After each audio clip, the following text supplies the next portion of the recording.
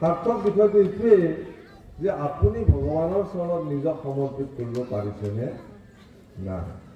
যদি আপুনি নিজকে ভগৱানৰ চৰণত সমৰ্পিত কৰিব পাৰিছে, তেতিয়াহ'লে আপোনাৰ জীৱন ধন্য। আপুনি কি পন্থাত আছে, কি মাৰ্গত আছে, সেইটো ডাঙৰ কথা নহয়। সনাতন ধৰ্ম পৃথিৱীত এটাই শ্ৰেষ্ঠ ধৰ্ম আছে, সেইটো নাম সনাতন ধৰ্ম। বিশ্ব ব্ৰহ্মাণ্ডত এটা শ্ৰেষ্ঠ ধৰ্ম আছে যদি তাৰ নাম সনাতন ধৰ্ম। মহাপুৰুষ শংকৰদেৱে লিখিছে, এইটো বিতুপন ধৰ্ম সনাতন, আকাশে কীৰ্তন কৰে সাধুজন। সাধু আপোনালোকৰ দৰে সাধুসকলে সৰ্বদা হৰিনাম কীৰ্তন কৰি যি পৰমেশ্বৰ ভগৱানৰ যথেষ্ট কীৰ্তনৰ জগতত বিস্তাৰ কৰি থাকে, ইয়াতকৈ আৰু শ্ৰেষ্ঠ ব্যৱস্থা কি হ'ব?